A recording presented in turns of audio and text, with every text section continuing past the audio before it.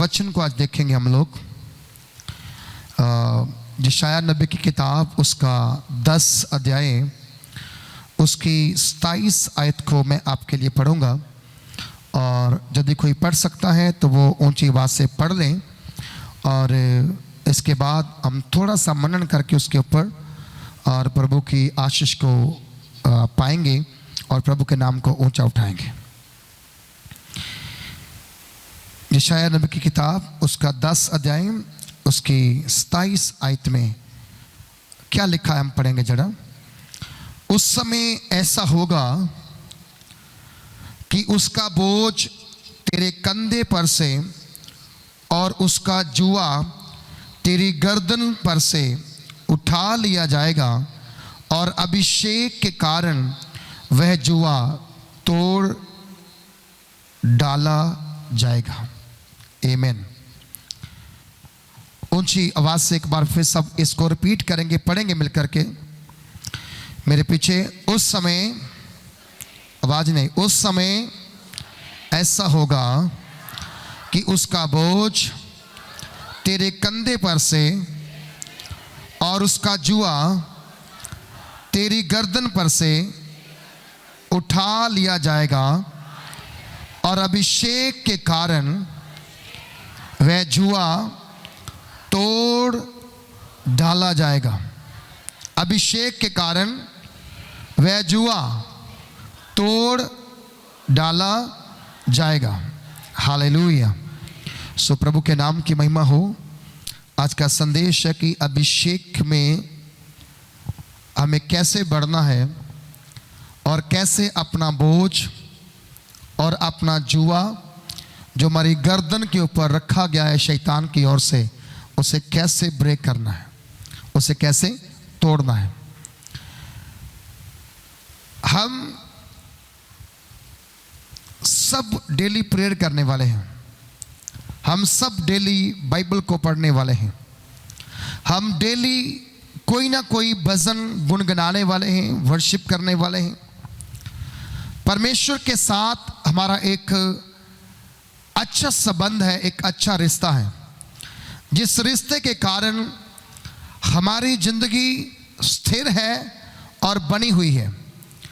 और आज मैं आपके साथ जिन वचनों को शेयर करने वाला हूं, वो वचन बहुत सामर्थ से भरा हुआ है, और वो वचन आपकी जिंदगी में एक नया रास्ता निकालने के लिए होगा। हो सकता है आप बहुत समय से किसी विषय के लिए प्रार्थना कर रहे हैं, हो सकता है आप बहुत समय से एक निराश उदास जीवन जीने वाले हैं, जहाँ कोई प्रेयर आप करते हैं लेकिन वो प्रेयर का आंसर आपको नहीं मिल पाता है। मैं आज आपको इस वचन के द्वारा आपके साथ थोड़े समय के लिए अपने एक्सपीरियंस को आपके बीच में रखना चाहता हूं, और किस प्रकार से परमेश्वर आपकी और मेरी जिंदगी में काम करता है, हम इसके ऊपर थोड़े समय के लिए बात करेंगे और प्रार्थना करके आपको विदा करेंगे। लिखा गया है,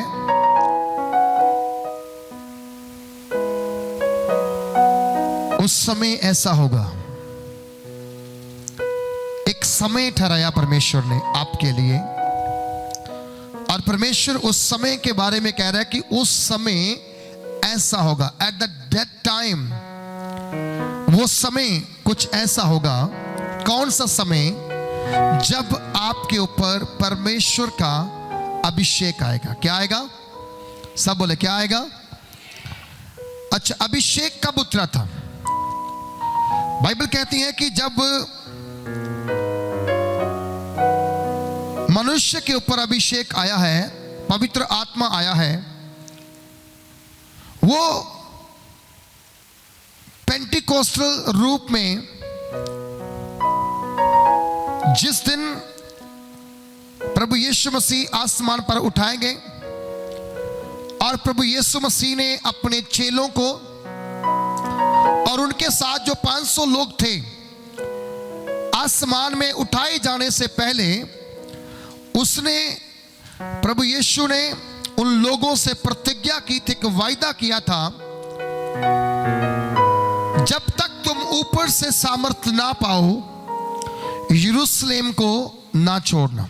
ऊपर से सामर्थ तुम पर ना आए तब तक तुम यरूशलेम को ना छोड़ना। बाइबल कहती है यरूशलेम खुदा की पवित्र नगरी है, परमेश्वर का पवित्र नगर है, उसे कहते हैं प्रभु का घर। और उस घर के अंदर रहना, तब तक ठहरे रहना जब तक पवित्र आत्मा तुम्हारे ऊपर ना आ जाए। पवित्र आत्मा एक सामर्थ है, पवित्र आत्मा एक व्यक्ति के रूप में काम करता है, व्यक्ति के रूप में बात करता है। पवित्र आत्मा हमारी अगुवाई करता है, पवित्र आत्मा हमें सच का दर्शन करवाता है। किसका दर्शन? सच का। सच कौन है? प्रभु यीशु मसीह है। अब जब प्रभु यीशु मसीह सच है तो कोई पवित्र आत्मा के बिना उसको देख नहीं सकता है, क्योंकि पवित्र आत्मा को इसलिए भेजा गया है। हम जब यूहन्ना की 16 अध्याय को पढ़ते हैं, वहां पर उसने कहा है मैं तुम्हारे लिए एक मददगार भेजूंगा। क्या करूंगा? तुम्हारे लिए एक मददगार भेजूंगा। वो सत्य का आत्मा होगा, सच का आत्मा होगा, जो तुम्हारी अगुवाई करेगा। और पवित्र आत्मा जब तुम्हारे ऊपर, हमारे ऊपर उतरता है, वो हमें सच्चाई के रास्ते पे चलना सिखाता है, सच का मार्ग दर्शाता है। उस समय जब पवित्र आत्मा आपके ऊपर आता है, आपके अंदर बहुत कुछ चेंज हो जाता है, बदल जाता है। क्योंकि बाइबल कहती है पवित्र आत्मा जिसके ऊपर उतरा है, चाहे वो बाइबल के अंदर करैक्टर है, चाहे वो संसार के अंदर करैक्टर है, उसकी जिंदगी बदली है, उसकी जिंदगी खराब नहीं हुई है। आपको याद होगा जब 120 लोगों ने निर्णय लिया कि हम परमेश्वर की प्रतिज्ञा पर भरोसा करके, विश्वास करके हम उसका इंतजार करेंगे, उसका वेट करेंगे कि कब पवित्र आत्मा हमारे ऊपर आएगा। 40वें दिन प्रभु यीशु मसीह आसमान पर उठाया गया था। 41वां दिन, 42वां दिन, 43वां दिन, 44वां दिन, 45वां, 46वां, 47वां, 48वां, 49वां, वो लगातार प्रार्थना में रहे। किसी के मन में कोई शक नहीं पैदा हुआ कि कब पवित्र आत्मा उतरेगा।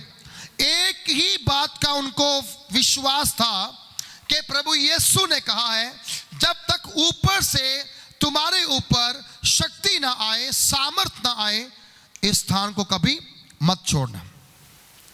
और 50वां दिन जब हुआ, लिखा गया उनके ऊपर पवित्र आत्मा बड़े जोर के साथ उतरा। जब पवित्र आत्मा उतरा, लिखा उनकी जीभ भाषा बदल गई, वो एक दूसरी भाषा बोलने लगे, ऐसी भाषा जो कभी उन्होंने सुनी नहीं थी। जो उस देश के, उस शहर के रहने वाले लोग थे, वो उस कमरे के पास से गुजरते थे तो अंदर से चिल्लाने की आवाज, पुकारने की आवाज, लोगों को ये मालूम था कि इसके अंदर 120 लोग हैं।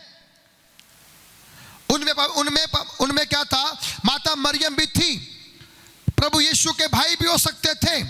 लेकिन बाइबल कहती है कि जब उनके ऊपर पवित्र आत्मा उतरा, वो आराधना करने लगे, वो ताली बजाने लगे, वो नाचने लगे, वो गाने लगे, वो सामर्थ को देखने लगे, और वो अन्य एक दूसरी भाषा को बोलने लगे जिनका उनको ज्ञान नहीं था। और जब पवित्र आत्मा उनके ऊपर आया, उनमें से पतरस खड़ा हुआ, उसने प्रचार किया। हजारों लोगों ने पहले ही प्रचार में मन फिराया और बपतिस्मा ले लिया। उसके बाद कलीसिया की बढ़ोतरी होनी शुरू हो गई, कलीसिया बढ़ती गई, क्योंकि कलीसिया के अंदर क्या आ गया था? पवित्र आत्मा आ गया था।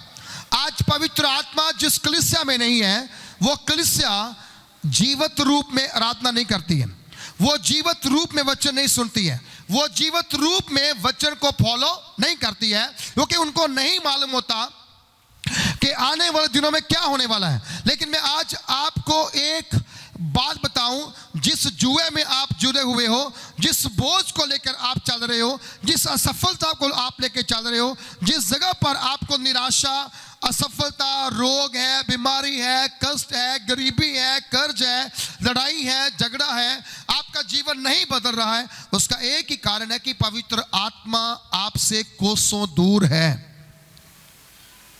आमीन, समझा रही?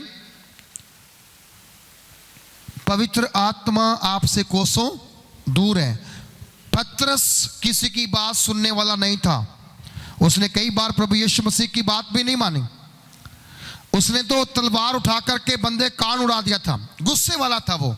लेकिन जब पवित्र आत्मा आया, उसके दिमाग से लेकर के उसके दिल में, उसके पैरों तक पवित्र आत्मा ने छुआ और उसकी जिंदगी बदल दी। और वही पतरस जो पहले बड़ा गुस्से वाला था, जहां किसी की बात सुनने वाला नहीं था, वही पतरस जेल में जाता है और जेल में वो बैठा हुआ है और कलीसिया उसके लिए प्रार्थना करती है और उसके लिए स्वर्गदूत आकर के उसको जेल खाने से रिहा करवाते हैं। स्पिरिट आएगी, आपके बंधन तोड़ेगी। आमीन। पवित्र आत्मा आएगा, आपकी आजादी आएगी। पवित्र आत्मा आएगा, आपको सत्य का रास्ता दिखेगा। और जब आप सच्चाई को फॉलो करेंगे, फिर आप सेम नहीं दिखेंगे। फिर आप सेम, मालूम क्यों? क्योंकि सेम आप तब नहीं दिखते हैं